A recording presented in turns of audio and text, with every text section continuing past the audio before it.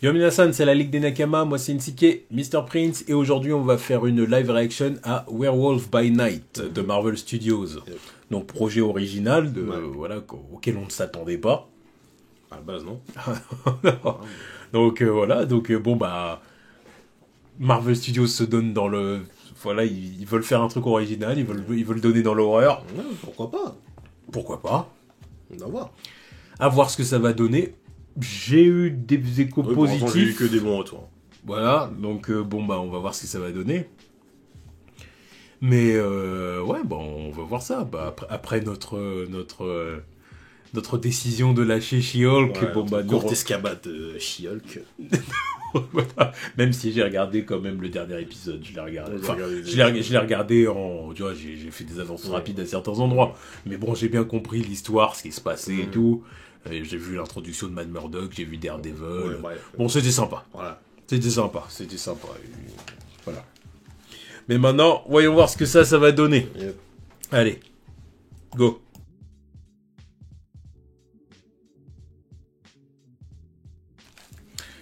Bon bah voilà, on a réagi à Werewolf by Night. Ouais. Qu'est-ce qu'on en a pensé? C'était un bon spécial, hein. C'était une bonne idée, c'était bien fait, bien exécuté. Ouais. C'était vraiment plaisant. Ouais non, c'était vraiment sympa. Au début, on se dit bon c'est quoi le délire, qu'est-ce qui se passe? Tu essaies un peu de comprendre dans quoi on t'embarque quoi. Ouais. Et puis au final, quand tu captes et puis que tu vois les petits enjeux et tout, tu dis ah bah c'est intéressant, c'est sympa. Tout est bien exécuté. C'est l'amitié entre deux monstres, quoi. Ouais, Entre deux monstres, et puis la fille là, Elsa, qui a des conflits familiaux et qui est mêlée à tout ça, quoi. Avoir récupéré la pierre et puis au final, elle aide les deux poteaux à s'échapper, quoi. On va dire ça comme ça. Donc, ouais, non, c'était sympa. C'était sympa. Ça fait plaisir, ça change.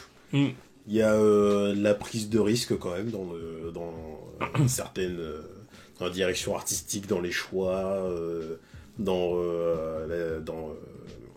la réalisation aussi.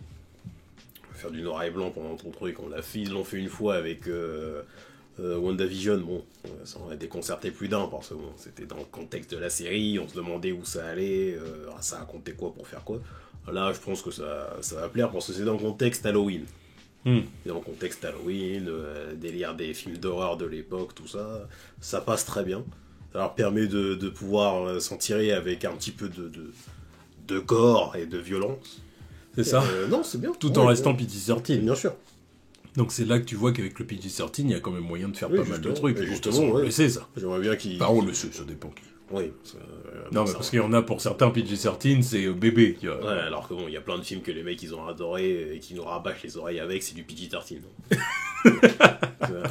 Tous les gens qui disent Marvel c'est bébé, c'est du PG-13, non, c'est les plus grands suceurs de Nolan, mais c'est pas grave. Pourtant Nolan il fait pas du rated R. C'est un exemple comme tant d'autres.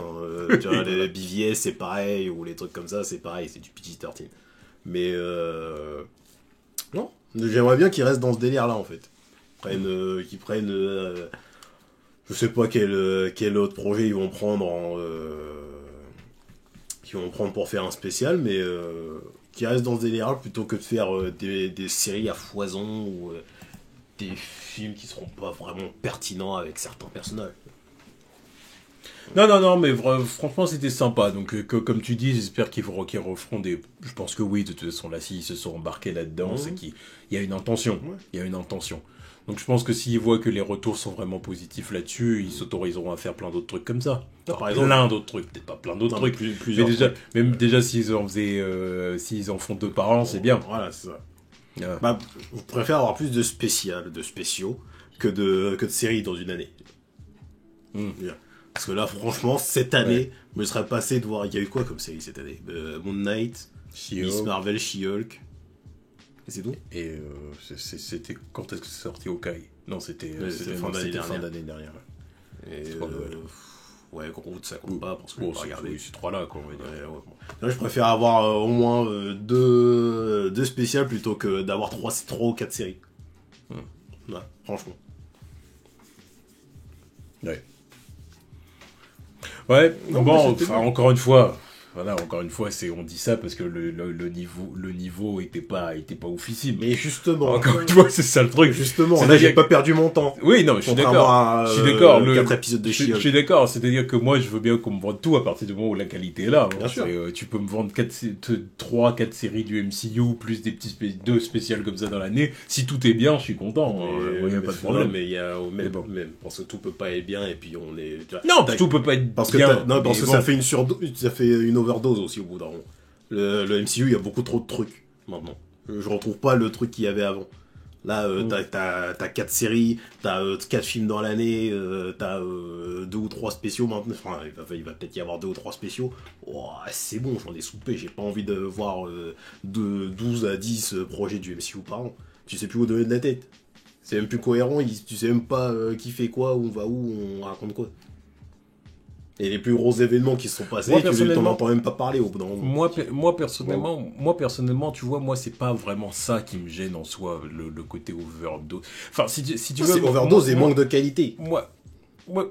Bah, en fait, le truc, c'est qu'il y a un lien là-dedans, c'est que pour moi, en fait, ils font tellement de trucs que peut-être que du coup, eux-mêmes, ils s'égarent. Ils s'éparpillent, et du coup...